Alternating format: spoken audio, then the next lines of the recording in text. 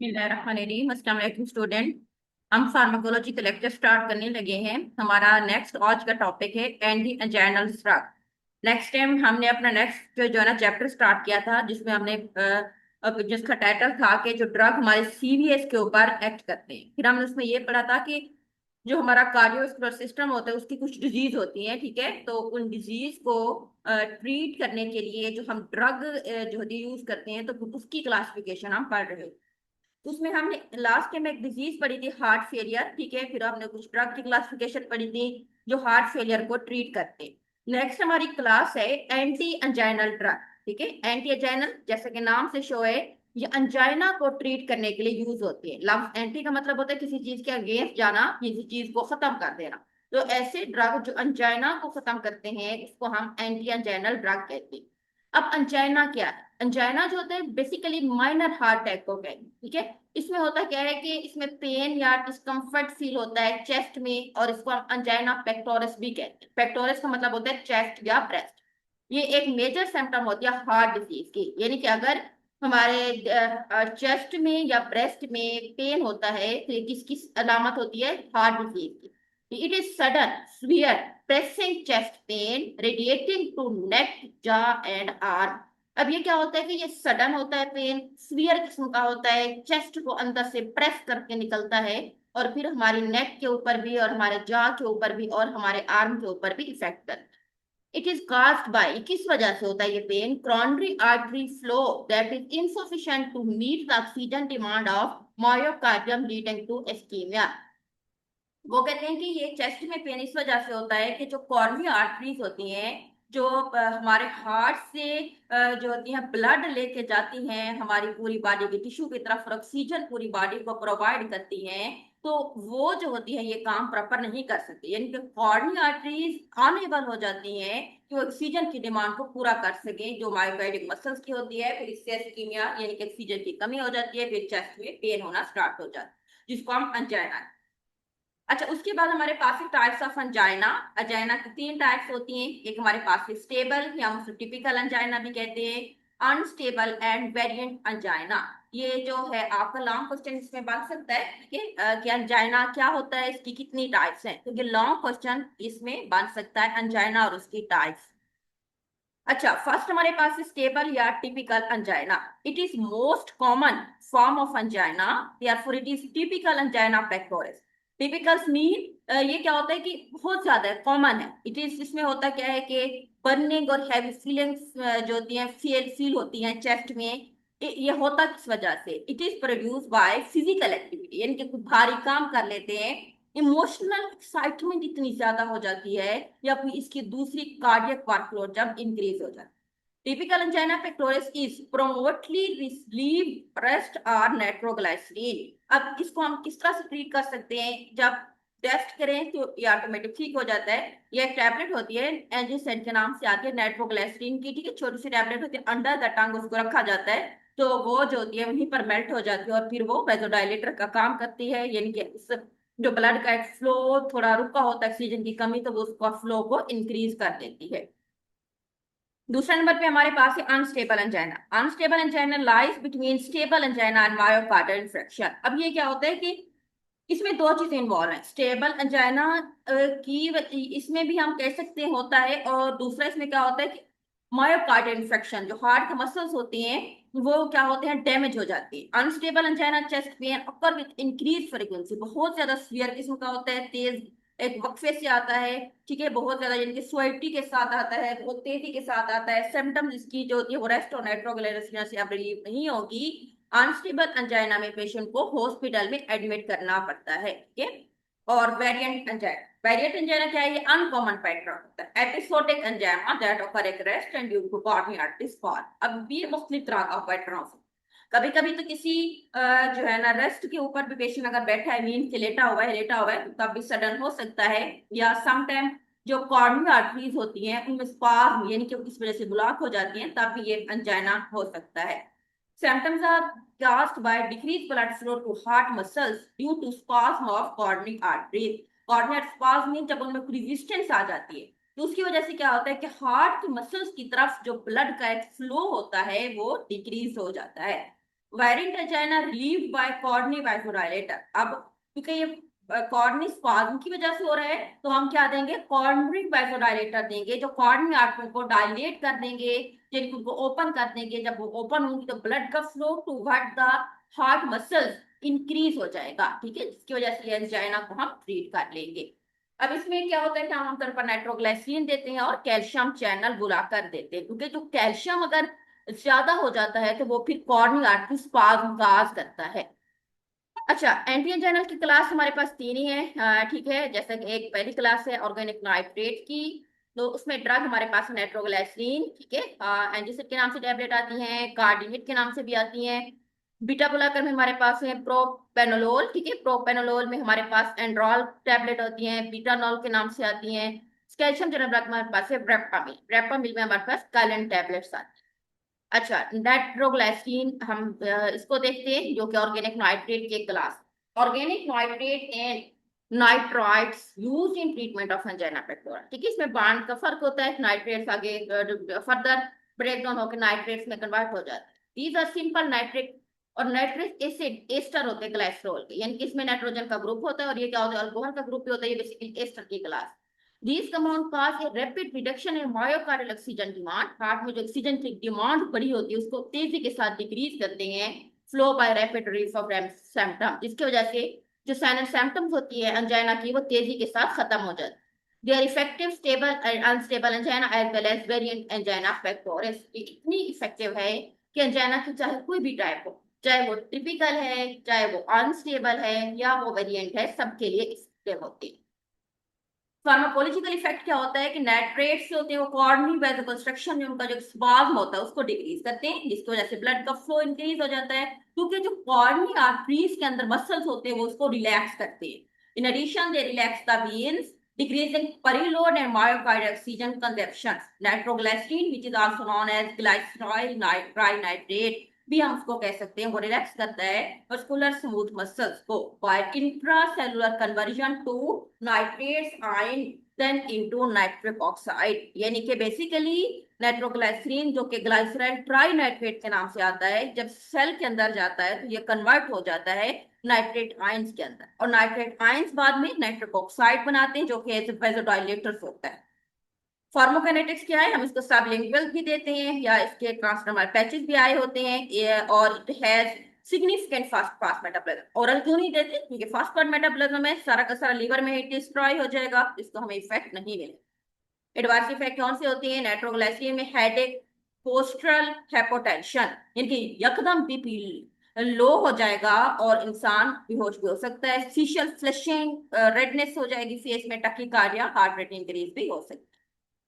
अच्छा, beta blocker में बेटा जो ड्रग हमारे पास है प्रोपेनोलोल, ठीक है, प्रोपेनोलोल को वो कहते हैं एनर्जिक एंटागोनिस्ट में। देखिए ये चीज मैंने पहले भी बताई थी आपकी बुक में, जो बीटा ब्लॉकर का एक ही ड्रग है जो कि नॉन सिलेक्टिव हमारे पास है प्रोपेनोलोल, वो फर्स्ट हमारा तीसरे चैप्टर में दिया हुआ है, ठीक है, एनर्जिक के अंदर। तो जहां भी बुक में आगे उसका जिक्र है तो उन्होंने वहां पे ये स्टेटमेंट दी हुई है कि इसको आप जो है ना एनर्जिक में देखो। तो आपने कहाँ से देखना है, एनर्जिक में से देख। ये देखें, ये है, मैं आपको यहाँ से इसको खोल के दिखा भी देती हूँ। ये एक बीटा ब्लॉकर है जो नॉन सिलेक्टिव होता है, यानी कि ए और बी दोनों रिसेप्टर्स को ब्लॉक कर देता है। ये हाइपरटेंशन में, अंजाइना में, कार्डियक अरिथमिया में, कंजेस्टिव हार्ट फेलियर और ग्लाइकोमा को ट्रीट करते हैं। और इन सब के आखिर में ऑयल होता है, लेकिन दो बीटा ब्लॉकर होते हैं, लेबेटेलोल एंड कार्वेटिलोल, इनके आखिर में ओ एल एक दफा आता है, ठीक है। प्रोपेनोलोल क्या होता है कि ये एक प्रोटोटाइप एनर्जिक ड्रग होता है, यानी कि इस क्लास का फर्स्ट ड्रग है जो सारी क्लास को रिप्रेजेंट कर रहा है। इसमें बी और ए दोनों को ये बुला करता है, इसकी सस्टेन्ड रेस प्रिपरेशन जो होती है वो मौजूद है। कार्डियोवास्कुलर को ट्रीट करता है, मायोकार्डियल इन्फेक्शन को, कार्डियक आउटपुट को, ऑक्सीजन की कंजप्शन को पूरा करता है, अंजाइना और हार्ट फेलियर को ट्रीट करता है। इसके अलावा ये रिस्पायरेटरी जो रिसेप्टर्स होते हैं उनके ऊपर भी एक्ट करता है, और वैसो कंस्ट्रक्शन का, और इसके अलावा क्या, ब्रोंको कंस्ट्रक्शन का करता है। इसलिए अस्थमा के पेशेंट में ये ड्रग नहीं दिया जाता। आइस में क्या करता है कि इंट्राओकुलर प्रेशर को रिड्यूस करता है, और इसके अलावा सोडियम की रिटेंशन करवाता है। मेटाबॉलिक इसके साइड इफेक्ट भी आ सकते हैं, ग्लूकोज के मेटाबॉलिज्म को डिक्रीज करता है।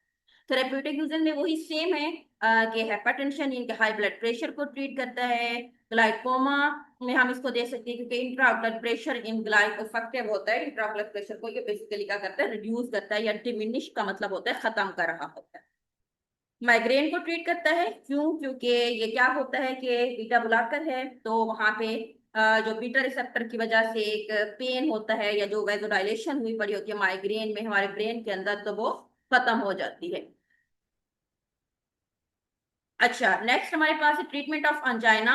अंजाइना को ट्रीट करने के लिए बहुत ज्यादा इफेक्टिव होता है, पेन को रिड्यूस करते हैं। और इसके साइड इफेक्ट मैंने पहले बता दिया था कि स्टमा में हम नहीं देते क्योंकि ब्रोंकोकंस्ट्रक्शन काज करता है, मेटाबॉलिज्म में डिस्ट्रेस काज करता है, और इसकी वजह से सेक्सुअल एम्पेयरमेंट्स भी हो सकती है। चलें, अब हम नीचे आते हैं अपने जो है ना अंजाइना की तरफ, जो हमने अपना 5th चैप्टर स्टार्ट किया हुआ उसके अंदर, ठीक है। तो नेक्स्ट हमारे पास जो तीसरी क्लास है अंजाइना के अंदर, वो हमारे पास क्या है, कैल्शियम चैनल बुलाकर। अच्छा, एंटी चैनल आ गया। अब हम इसमें तीसरी क्लास देखते हैं, कैल्शियम चैनल बुलाकर, जिसमें हमारे पास ड्रग क्या है, प्रेपर। इसको हम देखते हैं। अब वो कहते हैं कि अब एंटी अरिथमिक ड्रग में थे। अभी अरिथमिया हमने आगे पढ़ना है, ये देखिए इसके नीचे हमारे पास अरिथमिया ही है, तो इधर से हम इसको देखेंगे, ठीक है। अब अच्छा, अरिथमिया में कौन सा देखना है, कैल्शियम चैनल बुलाकर, ये आ गया कैल्शियम चैनल बुलाकर। ये कैल्शियम चैनल ब्लॉकर में ड्रग हमारे पास कौन सा है, वेपामिल। इसका मैकेनिज्म क्या होता है कि verapamil inhibit slow calcium channel ion transport across the myocardial cell membrane.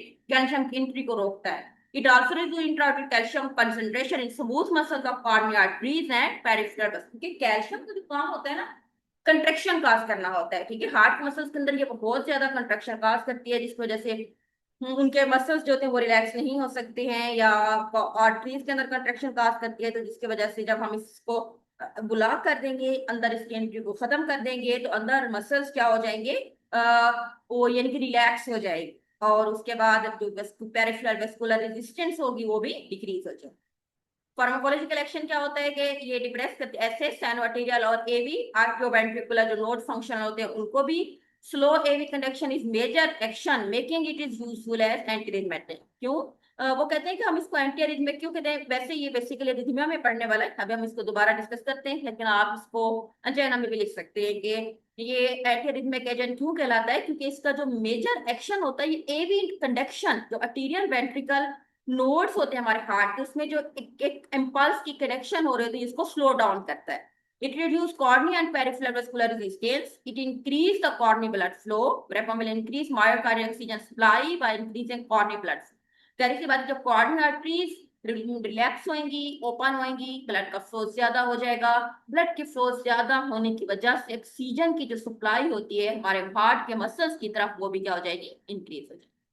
Simply, we can say that verapamil has antiarrhythmic, anti-anginal and anti-hypertension properties. तीनों है इसका, ठीक है। अच्छा, फार्माकोकाइनेटिक्स क्या होता है, ये कंप्लीटली आफ्टर ऑल एडमिनिस्ट्रेशन इसकी अब्सॉर्ब हो जाती है। एक्सटेंसिव इसकी फर्स्ट पार्ट मेटाबॉलिज्म होती है लीवर के अंदर। It is highly bonded by plasma protein. इसकी हाफ लाइफ होती है 3 to 6 आवर की।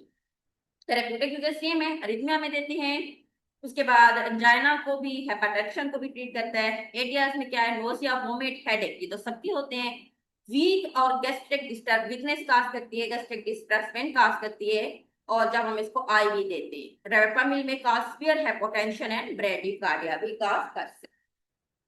अच्छा, ये तो क्लास थी हमारे पास angina की, ठीक है, जो दूसरी हमने डिजीज पढ़ी थी। अब हम तीसरी हार्ट फेलियर की डिजीज की तरफ जाते हैं, जो कि हमारे पास क्या है, अरिथमिया। तो इसकी ट्रीट करने के लिए जो हमारे पास ड्रग होगा उसको हम क्या कहेंगे, एंटी अरिथमिक ड्रग। अरिथमिया क्या होता है, any cardiac rhythm other than normal is called arrhythmia. Rhythm कहते हैं क्या, धड़कन, यानी कि जो हमारे दिल की एक नॉर्मल धड़कन होती है, उसके अलावा अगर कुछ भी प्रॉब्लम हो, कोई धड़कन यकदम तेज हो जाती है या यकदम स्लो हो जाती है, तो हम उसको कहेंगे, क्या कहेंगे, अरिथमिया। यानी कि नॉर्मल रिदम अगर डिस्टर्ब हो जाए तो हम उसको क्या कहेंगे, arrhythmia. Arrhythmia for example cardiac arrhythmia में काज किस वजह से होता है, heart to beat too slowly. जब जब हमारा हार्ट बहुत कम बीट करना शुरू कर जाती है, धड़कन जो होती है एकदम स्लो हो जाती है, जिसको हम ब्रैडीकार्डिया कहते हैं, ये एकदम फास्ट रैपिड हो जाती है, जिसको हम क्या कहते हैं, टैकीकार्डिया। या बीट जो होती है हार्ट की वो इरेगुलर हो जाती है, ज्यादा हो जाएगी, कम हो जाएगी, ठीक है, कुछ भी हो सकता है। अच्छा, काजेस क्या हो सकती हैं? एबनॉर्मल होती है जो रिदम है ड्यू टू एबनॉर्मल ऑटोमेटिसिटी और due to defective impulse conduction. हमारा हार्ट जो कि एक तरकीब के साथ इम्पल्स कंडक्ट करता है, एसए नोड, एवी नोड, आगे बरगंजी फाइबर्स वगैरह, उनमें कोई ना कोई डिफेक्ट आ जाता है। ये ऑटोमेटिसिटी जो होती है, हमारा दिल जो है वो ऑटोमेटिक एक डिवाइस में खुद ब खुद काम करता है, तो इसमें कोई ना कोई प्रॉब्लम आ जाती है, तो इसकी वजह से फिर रिदम जो होती है वो डिस्टॉर्ट हो जाती है। अच्छा, अब हम ड्रग की तरफ आते हैं। इसमें भी हमारे पास 4 क्लासेस के ड्रग है, क्लास 1, 2, 3, 4। ठीक है, आपने इन क्लासेस के नेम इस तरह लिखने हैं, 1, 2, 3 और 4। 1 कौन सी होती है? सोडियम चैनल ब्लॉकर है, क्लास का नाम। ड्रग कौन सा है? क्विनिडीन। क्लास 2 क्या है? बीटा एड्रीनो रिसेप्टर या बीटा ब्लॉकर, प्रोपेनोलोल, ये तो आपको याद हो गया है। तीसरा जो है क्लास 3 का ड्रग है, वो है पोटाशियम चैनल ब्लॉकर। ठीक है, ये पोटाशियम को ब्लॉक करेगा। इसमें हमारे पास है एमोड्रोन। क्लास 4 अभी हमने पढ़ा है, जो कैल्शियम चैनल ब्लॉकर ड्रग क्या है? प्रेपर। अब हम क्लास 1 डिस्कस करते हैं, जो कि सोडियम चैनल ब्लॉकर है, जिनमें ड्रग हमारे पास है क्विनिडीन। क्विनिडीन क्या है? ये अल्कोलॉइड होता है, प्लांट से लेते हैं। इसका क्विनिडीन की तरह एक्शन होता है, जिनके एंटी मलेरियल भी है, एंटीपायरेटिक्स भी है, बुखार को ट्रीट करती है, डिप्रेशन में भी हम देते हैं। इसका हार्ट के ऊपर भी एक मार्केबल रिएक्शन होता है, और एज कम्पेयर टू क्विनिडीन, यानी कि क्विनिन जो होती है वो एंटी मलेरियल है, और मलेरिया में देते हैं हम उसको, फीवर में भी दे सकते हैं, और हम उसको डिप्रेशन में। लेकिन जो क्विनिडीन होती है उसको, तो ये होता है कि वो हम हार्ट के पेशेंट को देते हैं। फार्माकोलॉजिकल एक्शन क्या होता है?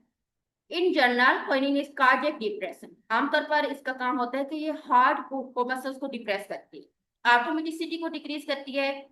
ये जो हार्ट की प्रॉपर्टीज होती है, एक्साइटेबिलिटी को डिक्रीज कर सकती है, कंडक्शन वेलोसिटी को डिक्रीज करती है, और कॉन्ट्रैक्टिलिटी को डिप्रेस करती है। हार्ट की जितना भी प्रॉपर्टीज होती है उन सबको ये बेसिकली स्लो करती है, जिसकी वजह से वो जो एक यकदम हार्ट रेट तेज हो चुकी होती है, तो वो फिर नॉर्मल हो जाती है।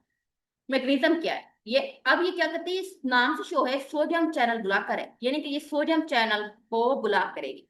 जब सोडियम चैनल ब्लॉक हो जाएंगे, तो सोडियम की एंट्री हो रही होती है सेल के अंदर या बाहर, वो भी ऑटोमेटिक क्या हो जाएगी? ब्लॉक हो जाएगी।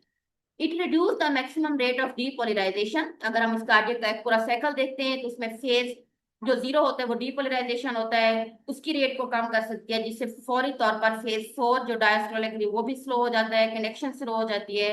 और जो रिफ्रैक्टरी पीरियड होता है नॉर्मल हमारी आर्टरीज और वेंट्रिकल्स का, वो भी क्या हो जाता है?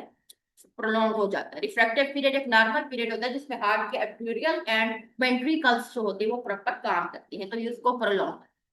थेरेप्यूटिक यूजेस कौन सी होती है? कि वो अरिथमिया को ट्रीट करती है। फार्माकोकाइनेटिक्स क्या है? ओरल एडमिनिस्ट्रेशन, हम इसमें इसको जब देते हैं तो इसकी एब्जॉर्प्शन भी रैपिड होती है हमारी बॉडी के अंदर। ठीक है, और ये हम लीवर के अंदर मेटाबोलाइज होती है, तो फिर इसकी एक्टिव मेटाबोलाइज करती है। एडियाज क्या होते हैं?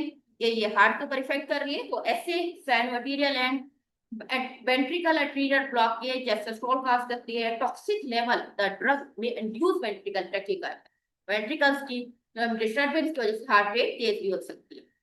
उसके अलावा जिसके कॉमन साइड इफेक्ट है, नोजिया, वोमिट, डायरिया। उसके बाद हमारे पास एक प्रोपेनोलोल, तो दूसरी क्लास है बीटा ब्लॉकर की। ये अभी मैंने पढ़ाया है, तो दोबारा करने की जरूरत नहीं, लेकिन आपने पीछे से देखना है कि ये क्या करता है। ठीक है, उसके बाद तीसरी क्लास है पोटाशियम चैनल। पोटाशियम चैनल में हमारे पास जो ड्रग है एमिट्रोन। एमिट्रोन क्या होता है? ये इसमें आयोडीन होती है, और ये बेसिकली थायरोक्सन, जो कि हमारे पास आयोडीन का एक प्रोडक्ट होता है, आप इसको थायराइड हार्मोन्स भी कह सकते हैं, ये उस जैसा होता है। इसका इफेक्ट क्या होता है कि इसमें ये कम्प्लेक्स होता है, यानी कि इसकी फर्दर 4 क्लासेस है, क्लास 1, क्लास 2, 3 और 4 का एक्शन भी शो करता है।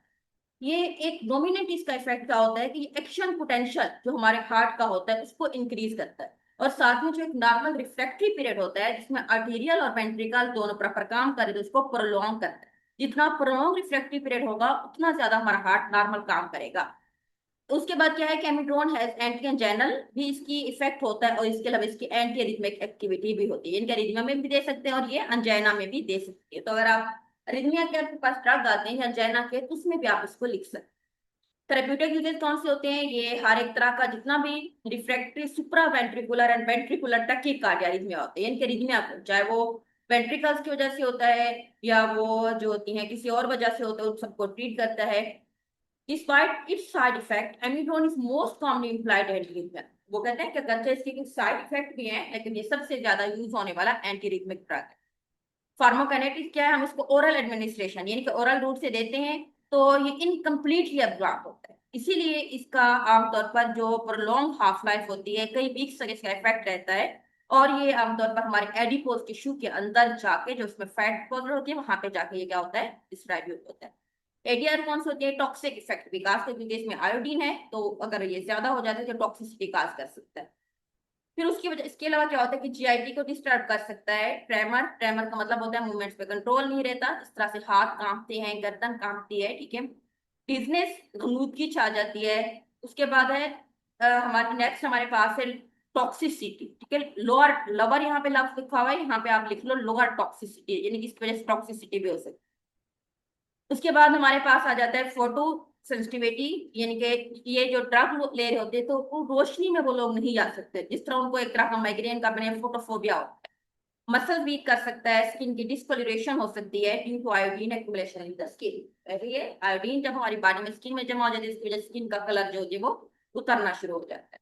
उसके बाद है ब्रेपामिन, ये हमारे पास अभी मैंने आपको बताया था, जो कैल्शियम चैनल ब्लॉकर होता है, ठीक है। ये अंजाइना में भी हम दे सकते हैं, कॉर्नियल आर्टरीज में भी दे सकते हैं, मायोकार्डियल इंफ्रेक्शन को कम करता है, सेम वही। अच्छा, लास्ट इस क्लास का ड्रग रह गया है एंटी हेपाटेंसिव। एंटी हेपाटेंसिव नाम से शो है। अब ये कौन सी क्लास की ड्रग है जो हेपाटेंशन मीन हाई ब्लड प्रेशर को ट्रीट करती है। हाई ब्लड प्रेशर में क्या होता है कि जिसमें ब्लड प्रेशर ज्यादा हो जाता है, कार्डियक आउटपुट और टोटल पेरिफेरल रेजिस्टेंस, ये दो वजह होती हैं जिससे हमारा ब्लड प्रेशर हाई है। एक क्या होता है, कार्डियक आउटपुट के ऊपर जब इंक्रीज होती है बात लोड बढ़ जाता है, और जो जितना भी ब्लड वेसल्स होती है उनमें रेजिस्टेंस डेवलप हो जाती है, तो उसकी वजह से हाइपरटेंशन। एंटी हाइपरटेंसिव ड्रग जो होती है थेरापी में नॉन फार्माकोलॉजिकल इंटरवेंशन भी हम दे सकते हैं, यानी कि मेडिसिन नहीं देते, कुछ अदर चीजें होती हैं जैसे एहतियात होता है। फॉर एग्जाम्पल सोडियम के ज्यादा इंटेक की वजह से ब्लड प्रेशर हाई होता है, तो हमने सोडियम का इंटेक कम करना है। फिजिकल अगर इनएक्टिविटी, फिजिकल एक्टिविटी हमारी जीरो हो तो भी होता है, तो हमने फिजिकल एक्टिविटी को ज्यादा करना है। वेट लॉस करना है, और इसी तरह कुछ हमारा बिहेवियर होता है हम जब तक, जिसकी वजह से हमारा बीपी हाई होता है, तो इन चीजों को ठीक करके भी हम अपने ब्लड प्रेशर पे कंट्रोल कर सकते हैं। लेकिन इसके अलावा कुछ मेडिसिन भी है, तो हम मेडिसिन की तरफ आते हैं।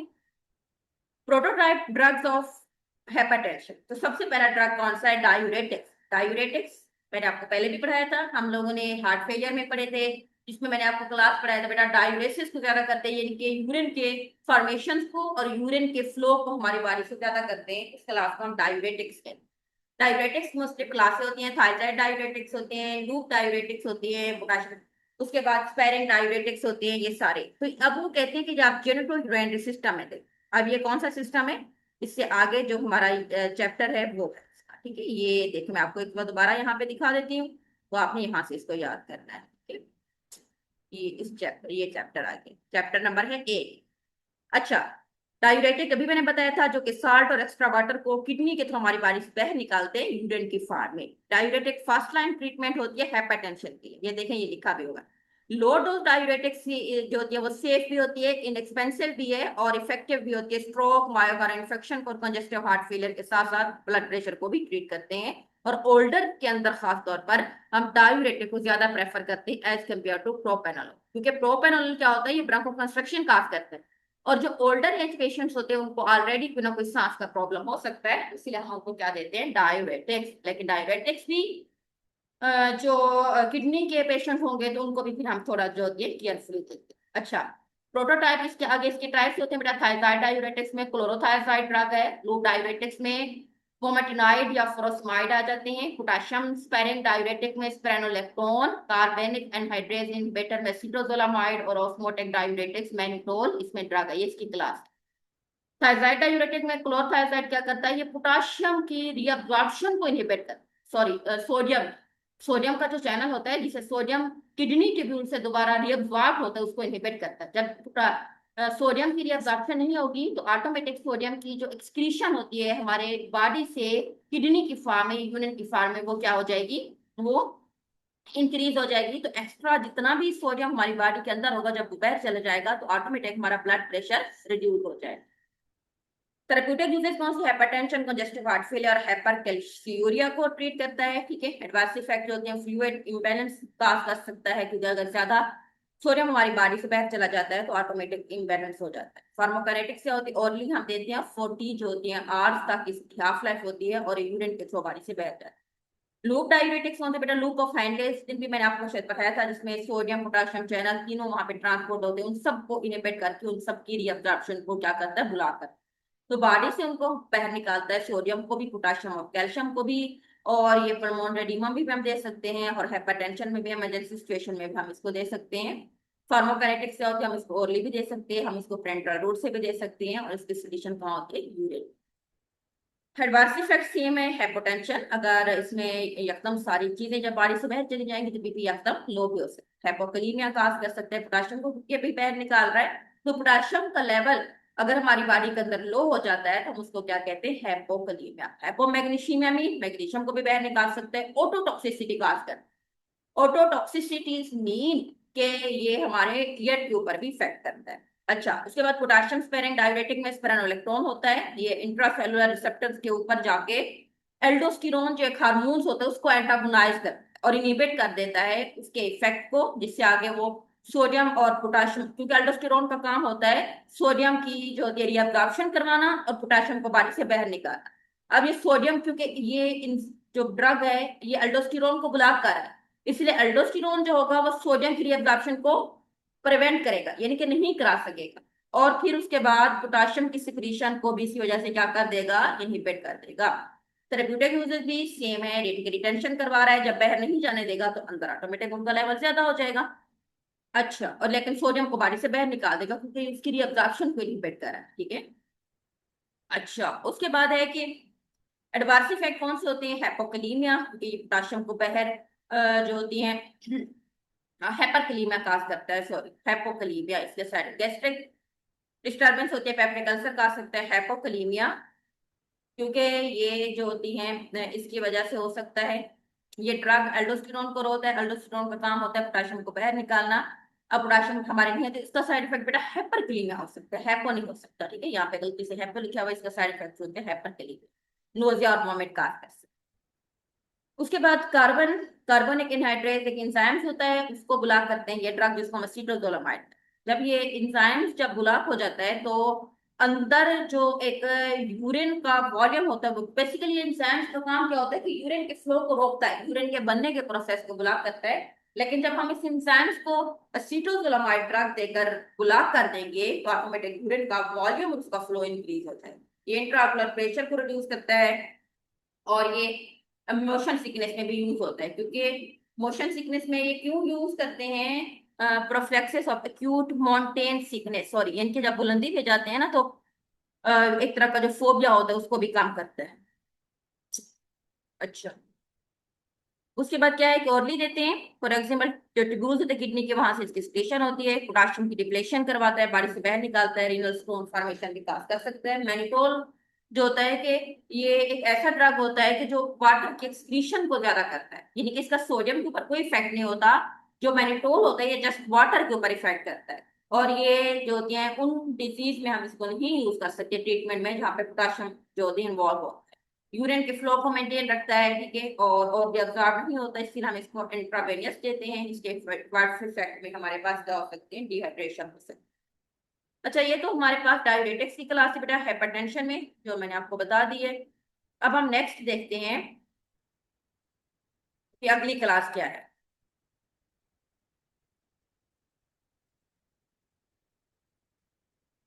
अच्छा, ये था, ठीक है। अच्छा, उसके बाद है बेटा बीटा ब्लॉकर, ये मैंने आपको पहले पढ़ा चुकी हूँ, प्रोपेनोलोल। और उसके बाद कैप्टोप्रिल, ये भी हम पढ़ चुके हैं, जो हमारा चौथा चैप्टर था उसमें हमने पढ़ा था, ठीक है, AC angiotensin converting enzyme inhibitor, इसमें हमने कैप्टोप्रिल पढ़ा था। ये वैसे कंस्ट्रक्शन को रोकता है, हार्ट फेलियर में हमने पढ़ा था, ठीक है। लोसार्टन को भी हम हार्ट फेलियर में पढ़ चुके हैं, वहां से आपने ये करना है। अल्फा ब्लॉकर को भी, जहाँ बीटा ब्लॉकर उसके ऊपर बिल्कुल साथ अल्फा ब्लॉकर लिखा हुआ है, जिसमें ड्रग हमारे पास प्रेजोसिन है, ठीक है, जो हाइपरटेंशन को ट्रीट करने में भी यूज हो सकते हैं। कैल्शियम चैनल ब्लॉकर हमने अभी पढ़ा था, ब्रेपा में हमारे पास ड्रग। तो ये आज का हमारा टॉपिक था, ये हमारा जो चैप्टर नंबर 5 था ये एंड हुआ है, ठीक है। आज के लिए इतना काफी, अल्लाह हाफिज।